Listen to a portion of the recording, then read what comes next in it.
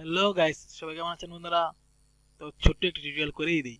যেহেতু আমার microphone testing চলতেছে, আসলে কি এখন কোনো টিউটোরিয়ালের চিন্তাই ছিল না। তারপর আমার একটি নতুন মাইক্রোফোন নিলাম, ওইটা টেস্টিং চলতেছে। তো দেখি একটি ছোট টিউটোরিয়াল করে দিই। জানি না কারো কাজে লাগবে কিনা, তারপরও দিয়ে দিই। চলুন দেখা যাক। দেখা যাক যে কিভাবে হোল্ডার, আমাদের কম্পিউটার যে ফোল্ডার আছে ওইগুলা কিভাবে একটু ডিফারেন্ট কালার করা যায়।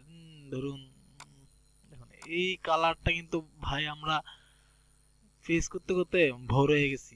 তো এই কালারটা আপনি কিভাবে চেঞ্জ করবেন? তার জন্য সফটওয়্যার ইউজ করতে পারেন, বা আপনি ইচ্ছে করলে এখানে কাস্টমাইজে গিয়ে এখানে আপনি কাস্টমাইজ চেঞ্জ আইকন, এখান থেকে আপনি যে কোনো আইকন আপনি এখানে দিয়ে, সরি আমার একটা ফোন আসছে, আপনি এখানে দিয়ে যে কোনো আইকন সিলেক্ট করে দিতে পারেন। তারপর ওকে দিলে হয়ে যাবে।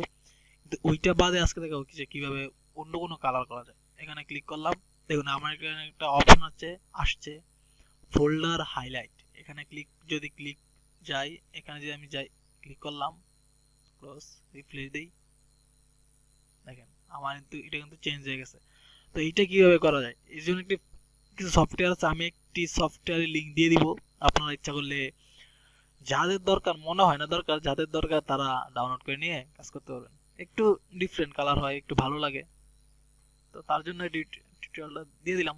দেখা যাক কি হয়, আমার মাইক্রোফোনের কি অবস্থা।